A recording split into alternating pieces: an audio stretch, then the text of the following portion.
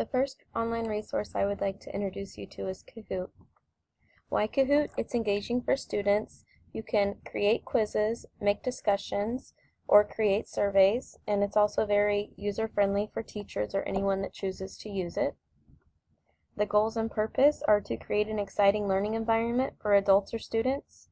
It's a fun way to review, especially for those that are competitive, and it's a way to assess knowledge and skills. The audience is for anyone, students or adults. It's fun for all.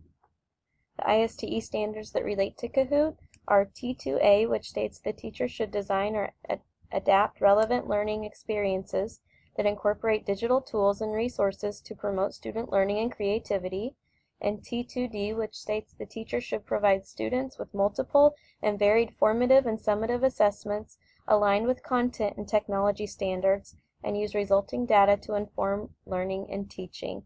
And Kahoot relates to both of these in that it creates a relevant learning environment for students to promote creativity, and also it's a way that teachers can create formative and summative assessments and look at those results and figure out where they'd like to go next.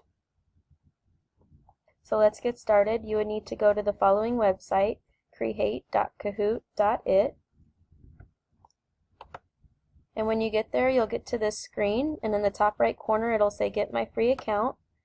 You would click on that and go through the steps to set up your own free account. I'm going to go back to the login screen.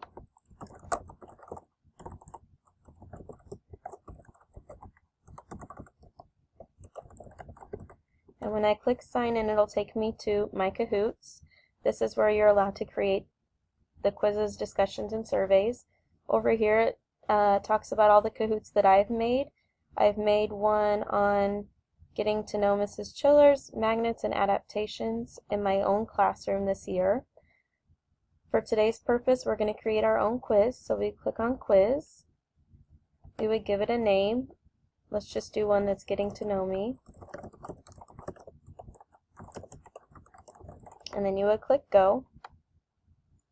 You would type the first question that you want students to see in the box. So mine might be, what is my favorite color? Here you can choose whether you want it to be a question that's worth points or no points. Right here for the time limit, that's how long the question will display on the screen unless everybody's answered it. When you scroll down, right here you can choose a file or an image that you would like to display on the screen with this question. I don't have one to go with this one, so I'm going to keep scrolling down. Right here you type all of your answers that you would like to show up. I might say purple, green, oh I can't type today, yellow, and blue.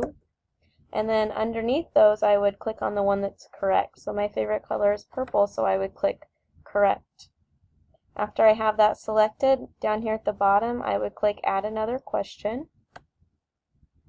And it would take me to question 2, so I might type, what is my favorite food?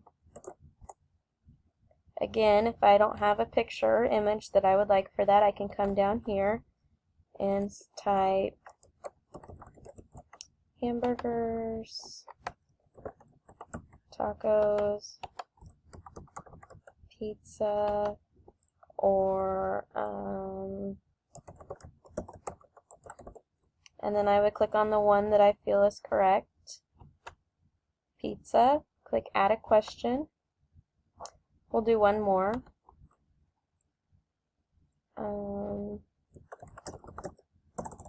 Let's make it a true/false.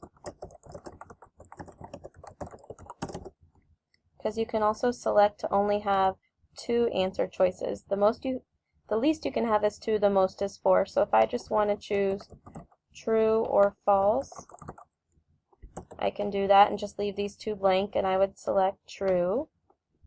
And then I would let's click Save and Continue to move on. This is where it summarizes the questions that you've made. What is my favorite color? Favorite food? I was born in Kansas. This tells how many seconds you allowed for this question to remain on the screen.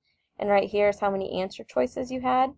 You can also rearrange these just by dragging dragging them where you would like them to go, and click Save and Continue. You can change the language, the privacy settings. I want to make this one private so only I can see it. My primary audience is school. You can change the difficulty level and add a description if you wish. I'm going to click Save and Continue. You can also choose an image that you would like to show on this quiz when it pops up on the screen if you wish. You would do that here. A cover image. I'm going to click Done. And so now it gives us a chance to preview this quiz that we just made. So let's preview. It's loading. Here it gives you some options while you're playing. Do you want to display the game pin throughout? I choose no. Show minimize lobby instructions off. Randomize the order of questions. You can if you wish. You can choose on or off. Play music in the lobby while waiting. I usually leave it on because it's some music that the kids like listening to.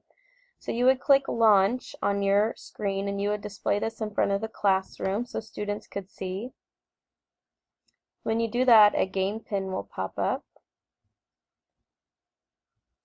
And you want the students to be able to see this because when they log in on their tablet or laptop, they'll need this number to sign in.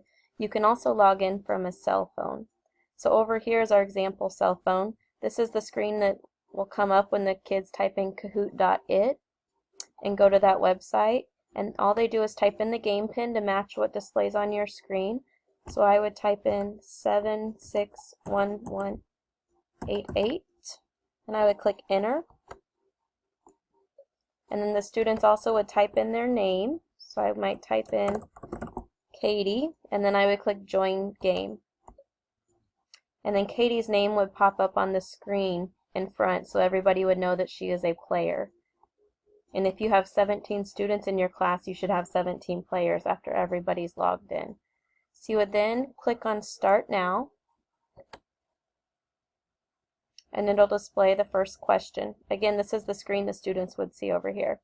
So question 1, I was born in Kansas. If the student thinks that it is true, they would click red on their screen. If they think it's false, they would click blue. So I might guess that this was true, and I would click red on the student's screen, and it would tell them on their device if it's correct or incorrect. On the screen in front of the classroom, they would see that 1 person got it correct and 0 people got it incorrect.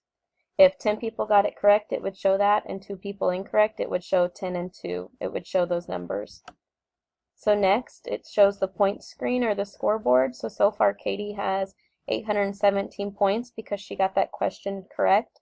It also tells them over here on their screen what position they're in. So Katie would be in first place because she has the most points. So I would then click on Next on my screen. It would go to question 2. What is my favorite color? Again, the choices, purple, yellow, green, and blue. So Katie would have to choose a color over here on hers. And if she's guessing, she might click on the yellow for yellow. And it would tell her on her screen that was incorrect. Purple was the correct answer, but she's still in first since she's the only one playing. Again, this is the screen that would display on the screen in the classroom. So the correct answer was yellow.